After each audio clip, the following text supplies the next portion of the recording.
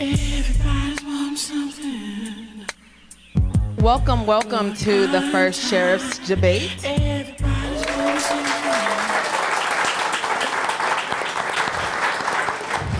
Thank you so much for setting aside time of your busy schedules to be able to come in and join with us to see the wonderful candidates that we have on today. I'll have some brief words from Ms. Constance Love. Good evening. I would like to thank each and every one of you this evening for joining us tonight for the Circle of Truth for the first Caddo Parish Sheriff's Debate. Due to the Hurricane Dorian, Constance Love is unable to be present for the debate. Constance and I have worked closely with one another to compose the questions on tonight, and we are confident that I will do an excellent job on her behalf. Now, it is my intent that this forum will be insightful and knowledgeable for all people. Yours truly, Constance Love.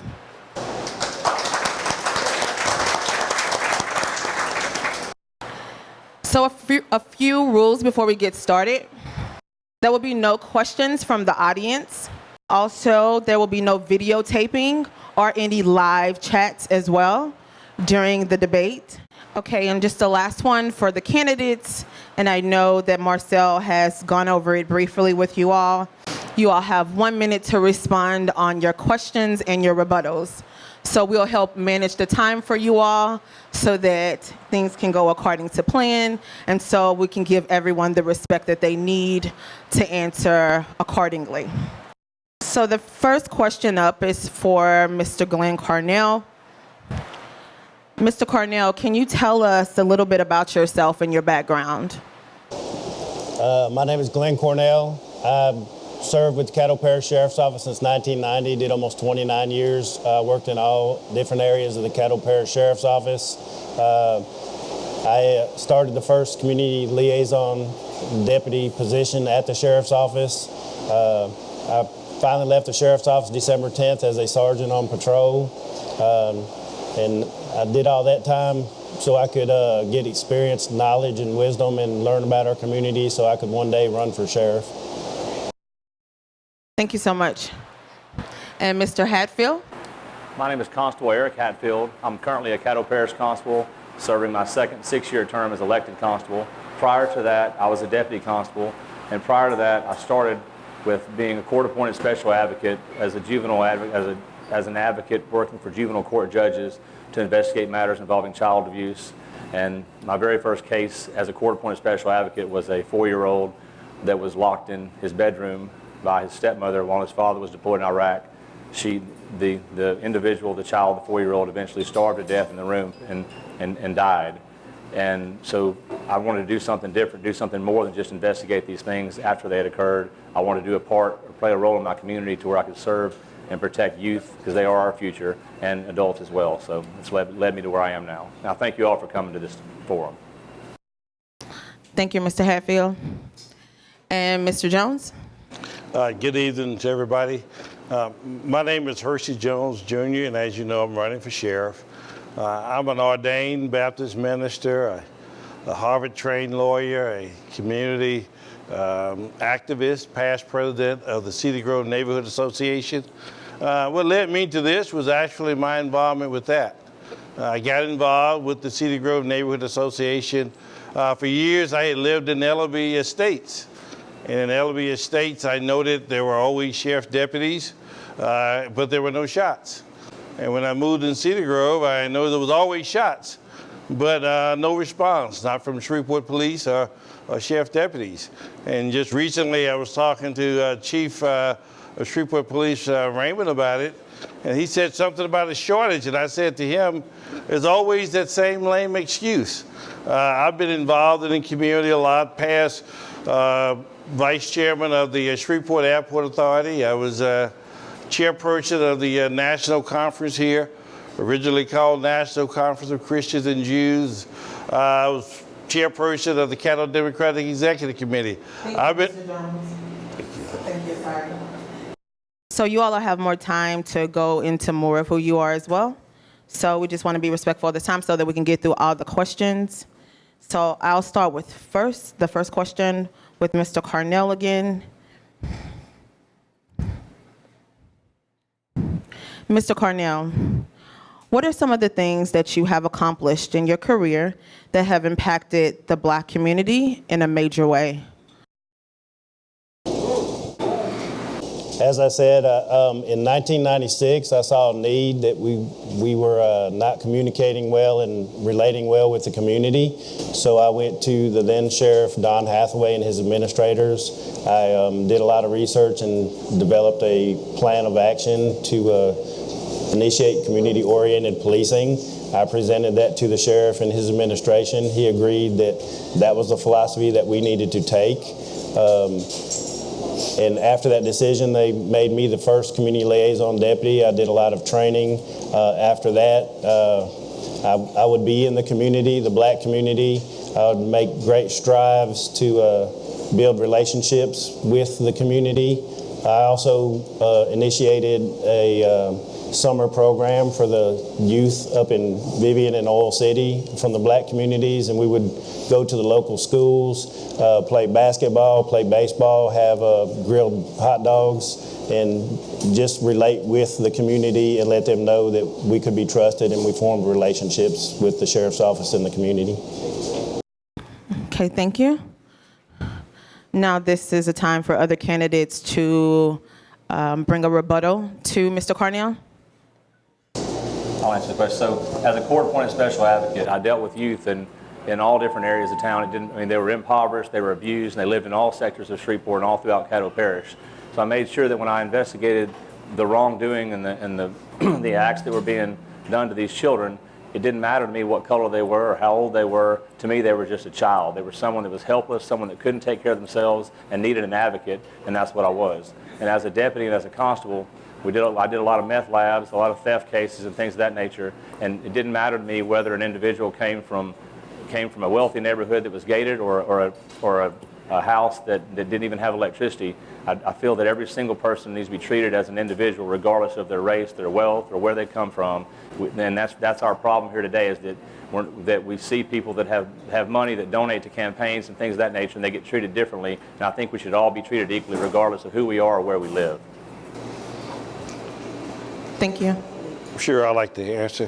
When I moved back to Shreveport from New York City, I was a corporate tax lawyer.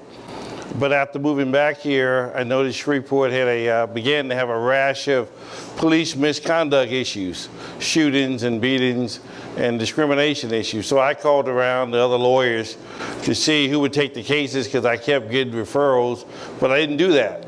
So what I eventually did was to switch my practice to do civil rights. And I think I can say I sued and found about 90% of the police misconduct cases here. I know many against Sheriff Prater when he was chief of the police. So that took a sacrifice. It took some guts. It didn't matter to me if they were black or white. The issue was these are constitutional rights. They're important. And if the police is going to enforce the law, then they should be obeying the law. Okay, thank you, Mr. Jones. I'll move on to question 2. We know that on a national level, racial tensions are at an all-time high. What are you willing to do to ensure that Caddo Parish is a place that has zero tolerance for racism, discrimination, and bigotry? And I'll start with Mr. Carnell answering that question. First, we're going to have accountability. The sheriff's office and actually all elected officials already have training about any racial profiling, racism, so that's already in place. There's already policies in place regarding that. What I want to do is institute a community outreach program. It's a philosophy where we need to get back to relating with the community and the community relating with us, and again, building the trust. And we quit seeing each other as the enemy, the police and the community and the police. We all need to be together because we all are one. Like I said, there's going to be accountability. There will be zero tolerance for any racial profiling, any racism.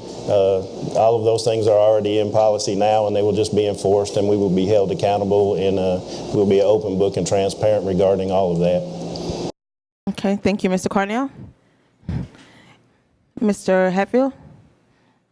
So if elected as your sheriff, the very first thing I would do is I would work with the current police chief, Ben Raymond, or whoever it is at that time, to work with a mutual agreement where the Caddo Parish Sheriff's Office will, for the first time, have routine patrols in every single neighborhood, not just the gated neighborhoods, which is what's going on right now. It'd be Allendale, Lakeside, Cedar Grove, Moortown, all these areas that have never seen the Caddo Parish Sheriff's Office patrol. What these officers would do to decrease this racial tension is my deputies would pull up on a street corner at 9 o'clock at night on a Friday evening with 10 males or females or young individuals, young adults standing on the corner, and they would walk up to these individuals after they get out of their car with their hand out, hat in hand, with a business card, shake their hands, and listen, I'm Deputy Jones. I'm here for you. I don't care if you've got a dime bag of weed in your pocket. I don't care if you ran a stop sign earlier. I don't care. What I want you to know that I'm here for you. I want you to know this is my cell phone number. I'm on duty for these hours. I want you to call me. So I want these same deputies to work right beside Shreveport Police Department in these areas that have the largest amount of gun violence. And I want to get out and interact with these individuals and let them know that we're here for you. We're not here to chase you down.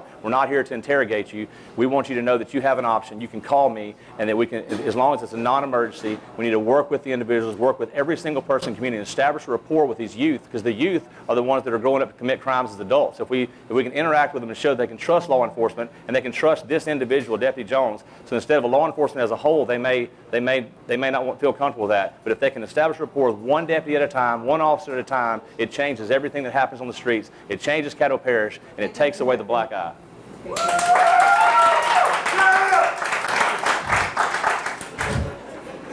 Mr. Jones? You know, all that sounds good in the abstract. And if you were to read a book on how to implement that, that would be the textbook way to do it.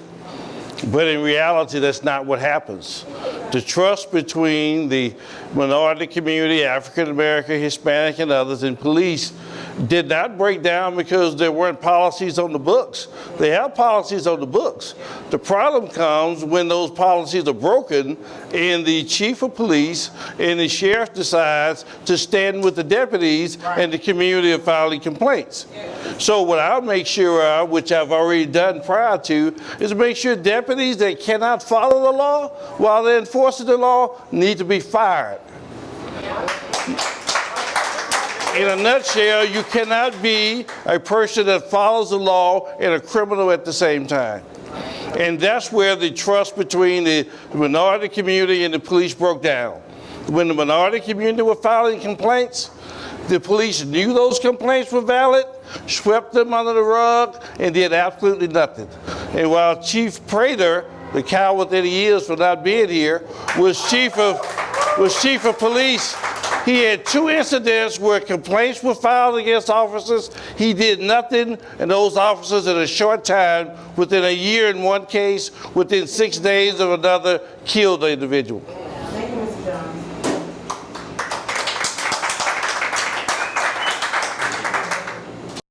At this time, we'll let each candidate that chooses to re-rebut, if they like to.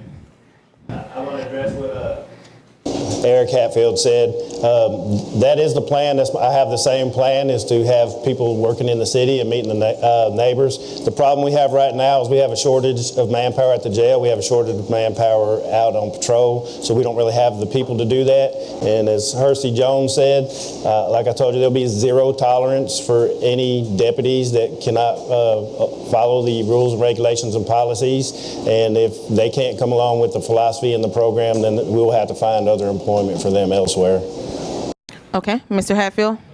So I do agree with both of these individuals on that, and so my plan, the remainder of my plan would be that there is a shortage of officers. But what we don't have a shortage of is reserve officers who are volunteer officers who have gone to the Caddo Parish Sheriff's Academy, been trained just like any other law enforcement officer, but they're at no cost to taxpayers. These individual officers want to work, they want to patrol, so we could take these individuals who have not been on the streets as much and put them in the lowest crime areas there are. We take our brightest, finest, strongest, and best officers and use them to work with the city of Shreveport inside the communities that need the help the most. So that way we've got enough to cover everybody, and we would save tax dollars. It doesn't cost us any extra money, but we're keeping our streets safe, and we're focusing on our youth and the offenders.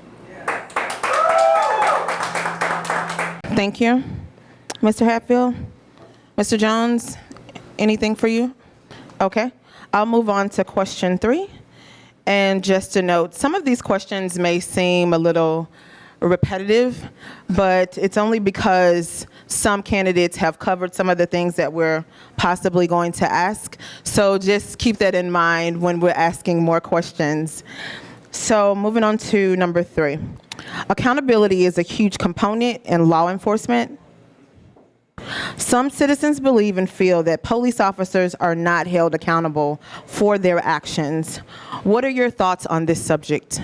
Mr. Cornell. A lot of times when complaints are filed against officers, deputies, the public never sees or hears what happens, and that goes back to the accountability.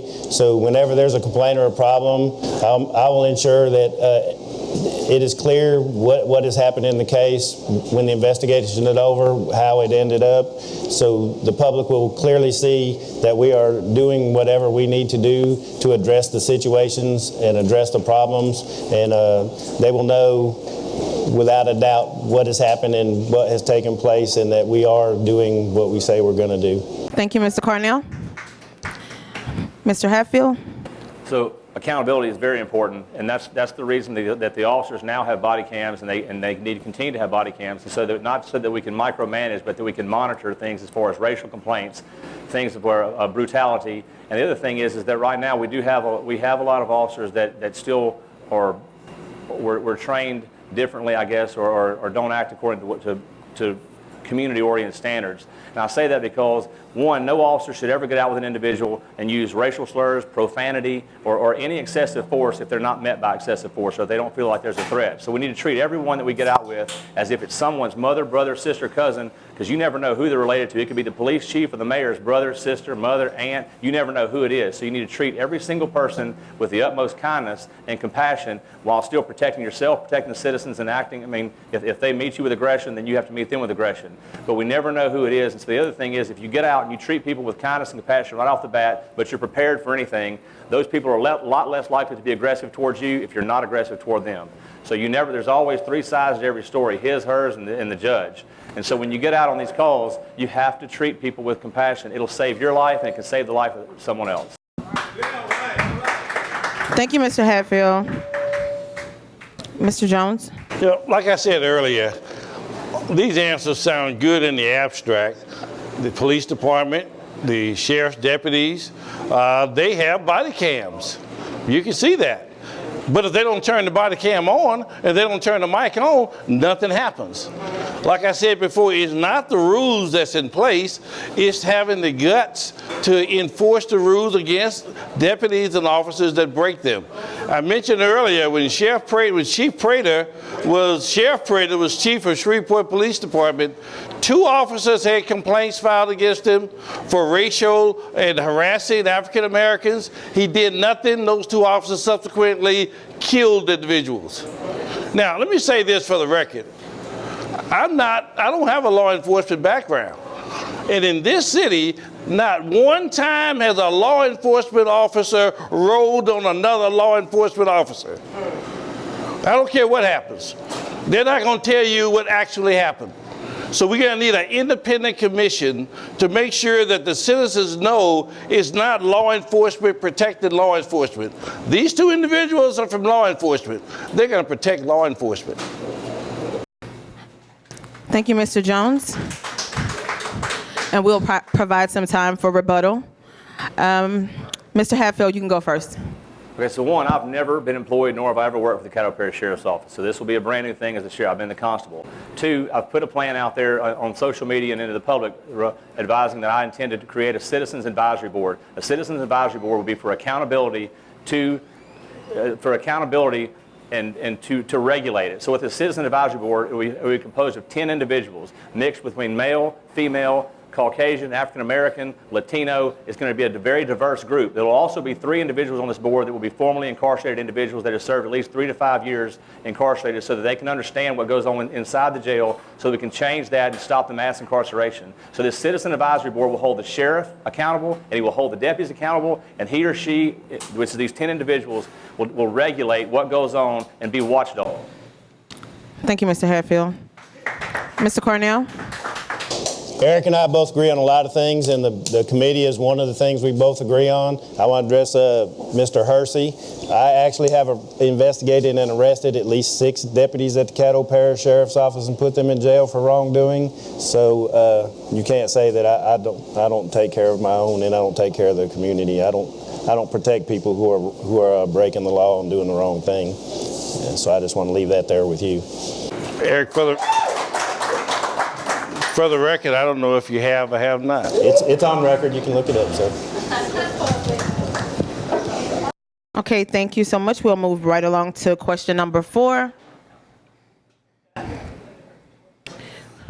So this question will be asked to Mr. Jones first. How can you work together with those in the community to create and maintain a safer parish? Well, first off, let me say one thing. There's a difference between law enforcement and crime fighting. Law enforcement gets involved after the crime has been committed. They'll come and arrest. Crime fighting starts before that. And I've worked with the Cedar Grove Neighborhood Association. I worked years ago. I worked with Youth Against Drugs and Gangs. I worked with the Junior Achievement with the school system. These are all things that are designed to be preventive. And so as the sheriff, the chief law enforcement officer, I'm willing to collaborate. And my record shows I've collaborated with people from different races and different religions. When I was chairperson of National Conference, it was a National Conference of Christians and Jews then, the local chapter. It required you to be open-minded. It required you to not be thin-skinned. And I think I can bring that to the table. And that's what we need. The community must be involved with the police, and the police must be involved with the community. And there must be credibility between both. And my role as sheriff is to make sure that that credibility is there. Thank you, Mr. Jones. Mr. Hatfield.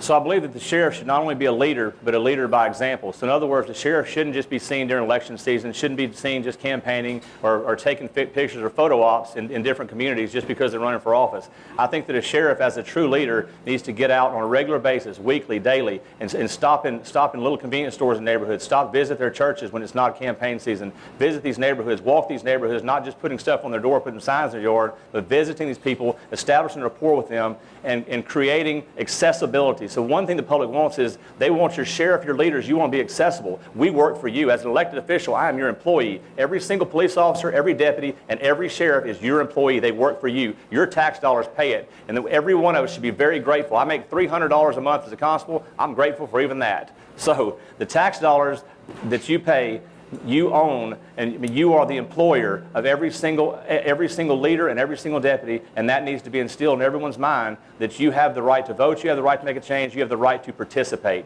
And that right there will bring us to a safer community and move forward rather than staying stagnant or moving backwards. Thank you, Mr. Hatfield. Mr. Cornell? Both Hersey Jones and Eric make an excellent point, and I agree with their points. We are not crime fighters. We are not just law enforcement. At the Sheriff's Office, Police Department, we do so many things. We are customer service. The taxpayers are our customers. We are here to serve the customers. If we are not serving the customers, then we need to be held accountable and made to serve the customers. And as he said, the sheriff is the leader. He has to lead by example. And if I, as a sheriff, am going to be preaching this philosophy of community outreach and being out there in the community, I'm going to be out there in the community. I've spent 29 years out in the community. Like I said, I started that whole philosophy back in 1996 with the Sheriff's Office, and I continued it until I was finished in December 2018. Yeah. So that has been my career. That has been my goal. That's what's going to continue if I'm elected as sheriff, and that's what the deputies will do, and we will be a part of the community. The community will be a part of us, and we will all strive to work together, the people in the neighborhoods, the businesses, the churches, the deputies, and I as the leader. Thank you, Mr. Cornell. Anyone wants time for a rebuttal? No? We'll move right along to the next question. And this will be addressed to Mr. Hatfield first. Once elected, what are your short-term goals and long-term goals? The short-term goal first, as soon as I'm elected, one, I will implement the very first plan, which will be the Citizen Advisory Board. Two, I'll have the very first in the history of Caddo Parish Sheriff's Office Fair Share Program, and I call it the Fair Sheriff Program, where we'll put every single thing out to bid for all the public to see. So for the first time, minorities and small businesses will be able to participate in the Sheriff's Office in providing food, uniforms, repairs, any other necessities, the commissary, everything. So we'll have a bidding process where all community members, not just the wealthy, can participate in making money and making their business grow by utilizing the Sheriff's Office. And then again, the Citizen Advisory Board is a very important thing that I think will work. I think that it's not that as a leader that we have to look to someone else to make all of our decisions for us, but we have to realize that 10 people and 10 minds and 10 minds full of intelligence are a whole lot better than just my philosophy, my beliefs, and the way I was raised. So we all need to work together and take collective ideas from a group to make Caddo Parish Sheriff a better place, to provide better training, sensitivity training for deputies, and to fix the problem with the Caddo Parish Jail.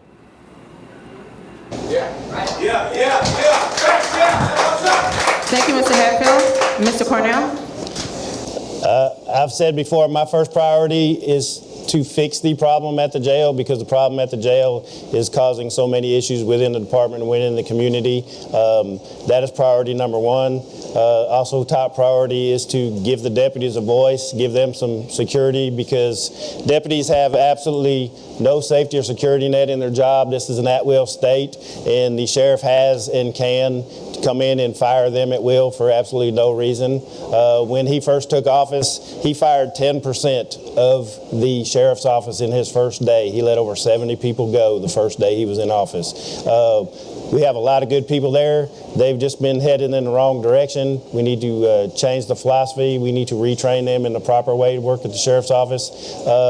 With all that being said, everything I plan to do for the short term to initially start, the long-term goal is to head towards cutting down on crime, building relationships, meaningful relationships and trust with the community, and making this a safer community for all of us to live. And we continue that further down the road for our future, for our children and our grandchildren. Thank you, Mr. Cornell. Mr. Jones? Well, I can tell you the first thing I'm not going to do. I'm not going to change that at-will employment. That's what separates the sheriff's office from other offices. Deputies know, and that's why the sheriff is the chief law enforcement officer for the parish. When the sheriff sets a plan and develops a plan in motion, every deputy on that staff understands you either get with the plan or get going. And that leverage is something the sheriff has to have. But what I will do is get with the leadership with the Sheriff's Department and go out and meet with the community leaders who are out there on the front line fighting crime to find out what would they like to see us do, what are the problems they think that Shreveport Police needs to be supplemented with. The community, the ones that are on the front line living through crime, should be the one to communicate with us on what they need us to do. And then from there, we'll get the resources. We've got the resources. We'll get the experts, and then we'll put together a plan. We need to have a coordinated plan involving the school system, the churches, the community, and those that have formerly committed crimes. Thank you. Thank you, Mr. Jones. Opportunity for a rebuttal. Unfortunately, we only have a minute, 15 seconds to state our plan. My further plan kind of goes with Hersey's, is get with the communities, the community leaders, and the citizens in the communities, in the neighborhoods, because each neighborhood and each community has different issues and different problems. Meet with them regularly, hopefully monthly, find out what the problems are in the neighborhood, how we can all work together, Shreveport Police, Caddo Sheriff's Office, develop a plan, start working on it to solve those problems, and then the next month when we meet, which we will meet the next month, find out how the plan we've initiated is working, if it's being successful, if we need to change the plan, if we need to adapt, and find out if there's any new problems that we need to start working on so we can address for the following month. Thank you, Mr. I'll Cornell. do a re-rebuttal. Sure. Okay, Mr. Jones. To Mr. Hatfield, in return to your fervor to make sure that minority businesses get a fair share, can you cite of any past instance in your career where you fought for minority businesses to get a fair share? I've never been the leader of the Caddo Parish Sheriff's Office, nor have I had the opportunity to do that. So, but I can promise everyone listening, everyone watching, everyone sitting here that that as your new sheriff, that I will lead by example, and that I will, and you can take me for my word right this minute, and I'll put it in writing and sign it in ink and blood, that if I am elected as your sheriff, I will promote minority businesses, small businesses, and every other business in our community so that our community grows. I will not seek businesses and businesses that donate hefty campaign contributions to do business from out of state. We want local people doing business locally, and I will promote that and I will support that.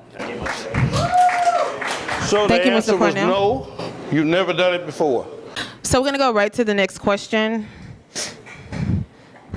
There's concerns regarding the overpopulation of the culture of CCC.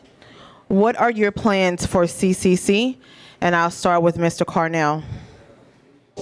As I've stated many times, my first plan is to get the jail running back properly, because the way it's being run now, it causes stress and frustration for both the inmates and the deputies, which causes a lot more conflicts.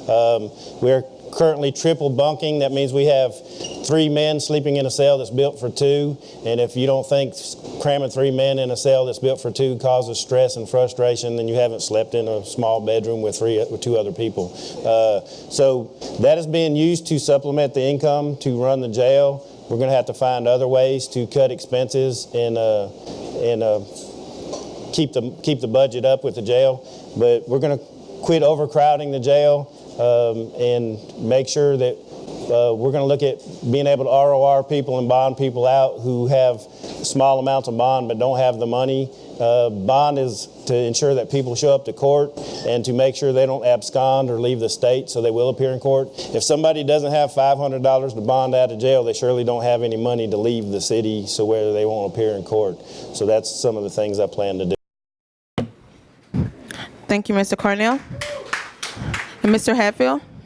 First of all, work with legislation to release the individuals who are in CCC right now who are simply there because they're poor. They don't have enough money and their family doesn't have enough money to bond out. They may be in there for a dime bag of weed or driving under suspension, but they're sitting in jail rotting because they have people that love them on the outside. They have children that cry themselves to sleep at night, that their daddy's in jail. The kids can't get food. They can't go to school. They can't do anything because you locked their father up simply because he's poor. He may have committed the crime of a misdemeanor crime, a nonviolent victimless crime of a dime bag of weed, but he's sitting in jail and he can't even afford to make a phone call because the city telecoin is ripping people off there also. So as long as we're treating people like animals in CCC, then that's what we're going to get out of CC as animals. So we need to treat these people like humans and not treat them, not give them preferential treatment, or let them bond out and go pay $5,000 to an attorney that can get them out overnight.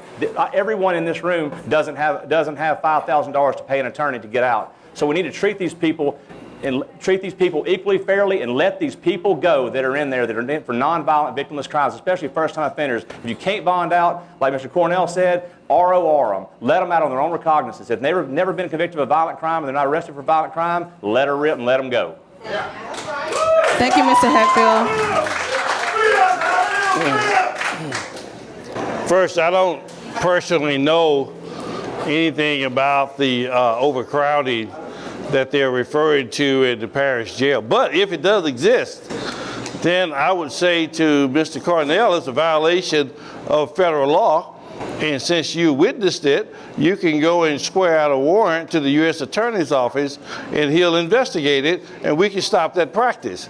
Having a law background, I know it's a violation of federal law, so when I'm sheriff, I won't have to worry about that because I make sure we're in compliance. Secondly, with respect to the debtor's prison, just a week ago, the U.S. Fifth Circuit Court of Appeals overturned this practice in New Orleans. So if it's going on here, it won't be going on long because somebody spoke up in New Orleans and the court system got involved. As sheriff with a legal background and sensitive to the constitutional rights of the inmates, I can assure you that will not be happening.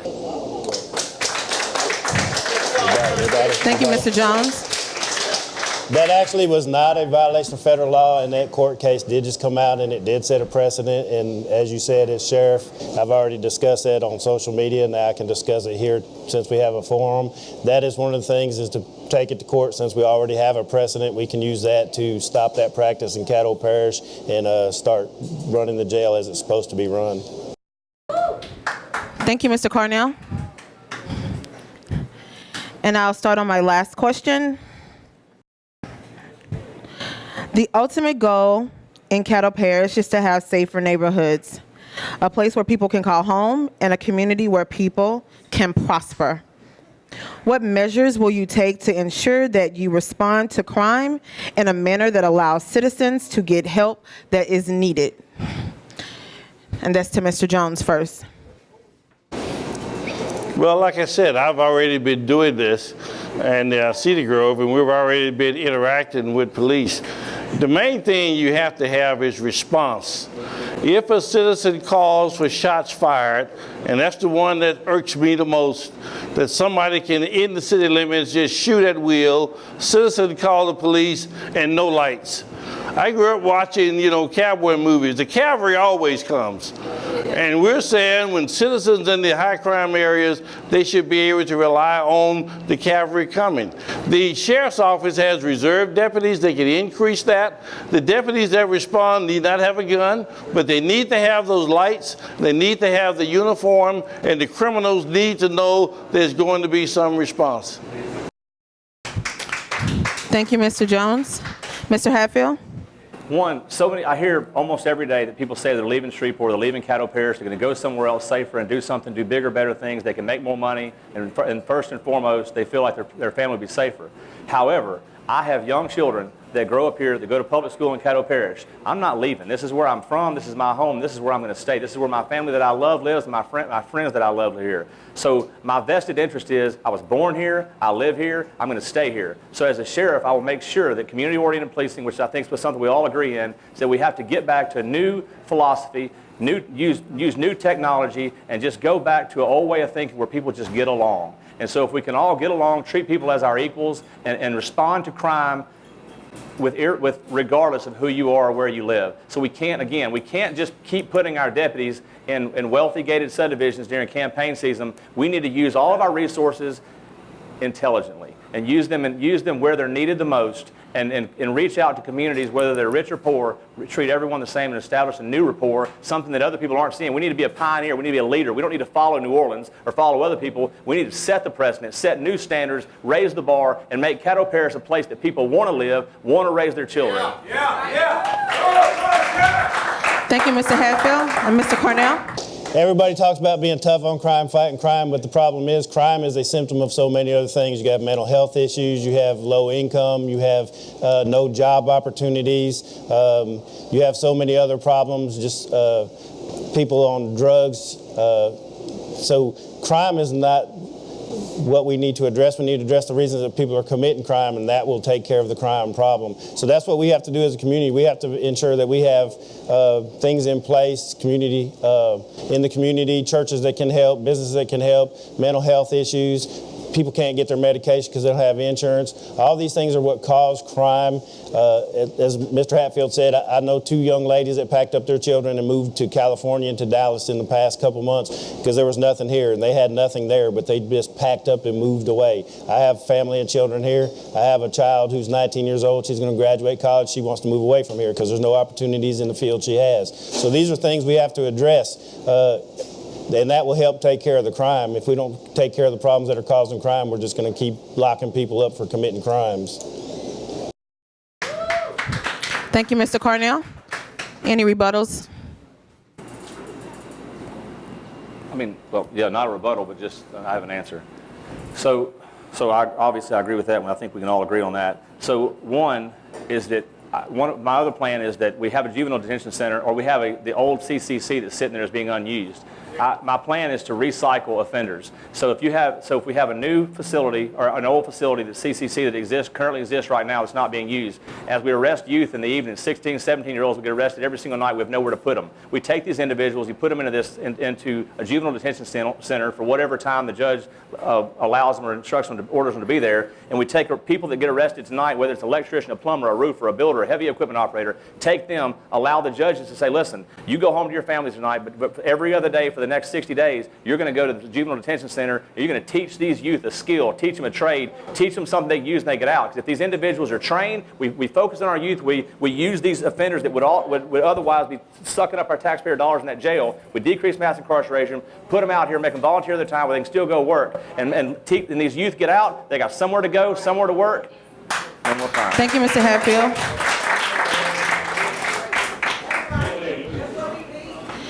Okay, we're going to let Mr. Cornell give his final rebuttal. I actually have been working with the Juvenile Detention Center and the people in charge there, and Caddo and Bossier is currently working on a district juvenile detention center, because what we have is not capable of handling the juveniles we have, and so they are currently working on trying to approve that. So that's already in the works, is a new juvenile detention center, and what Eric was talking about is called community service, and we can get with judges and order people who get arrested to go do those things for community service, which is work with the juveniles. And so those things are already in place and they're being worked on. I just want to let everybody know that that's already being covered and worked on now. Thank you, Mr. Cornell. And now we're going to move into the final words for each candidate. Mr. Jones. Again, my name is Hershey Jones, Jr., and I'm asking for your vote and support to be your next sheriff. In campaigns, people always say what they think the voters want to hear. But I always like to say, I'm not going to tell you what I'm going to do, and I am going to tell you what I'm going to do, but I'm also going to tell you what I've already done. I didn't just get involved with rehabilitation. Years ago when I was in college, we put together an entrepreneurial program. We went to the sheriff of Orleans Parish, and he allowed us to come in and teach the inmates how to make money on their own legally. When Sheriff Hathaway was sheriff, I went to him and worked with him on creating an alternative dispute resolution to teach young men in there how to communicate better that don't end up in violence. I'm running to be sheriff because I'm fed up about the lack of response to crime. A whole lot has changed. Sheriff Prater says he's a crime fighter. I say throw a punch. Throw a punch. We got the highest crime rate in the country after 29 years. I'm asking for your support. It's time for a change. Thank you, Mr. Jones. Mr. Hatfield? So one, I'm not a perfect person. Two, I won't be the perfect sheriff. But what I will be is just like you. I'll be someone who's listening, learning, and trying to do what my community needs, and first and foremost, keeping our community safer. So no speech can tell you or prove to you what I will do, but I will say this: as your next sheriff, I will be a sheriff for the people, not the power, and I will be a sheriff for all people, and I will do the very best job that I can. If not, replace me. Thank you, Mr. Hatfield. Mr. Cornell? We all agree that the current incumbent sheriff needs to be replaced because things have been going bad for the last 29 years. We're still spouting the same rhetoric that we're tough on crime and careful with your money. Well, we haven't changed anything we were doing for 20 years, but times and things around us have changed. If you look, there's 3 people here who are really concerned about that position and wanting to make a change. I've spent 29 years at the sheriff's office, and the reason why I went to work at the sheriff's office is because back in 1989, God put it on my heart to be sheriff. So I went to work at the sheriff's office to learn everything I could, work everywhere I could in the sheriff's office, and understand how it operates and understand our community and what's going on. And I have worked with the community and in the community all those years. I've shown respect and compassion to everybody. I can take you to some people that I've had to fight with because they like to fight before they went to jail and take them to jail. And today they will tell you that they are voting for me because I always treated them with respect and with kindness. When we were done fighting, we would have a talk about bad decisions and what we're going to do from now on. So I have been in the community. I've been working with community. I'm not going to be for all people. I am of the people. I've been a single parent working 3 and 4 jobs, so I understand what's going on. Thank you, Mr. Cornell. Good job. And thank you all candidates for participating on tonight. This has concluded the end of the debate. I hope you all enjoyed it. And thank you so much again. Feeling better. It's been a pleasure.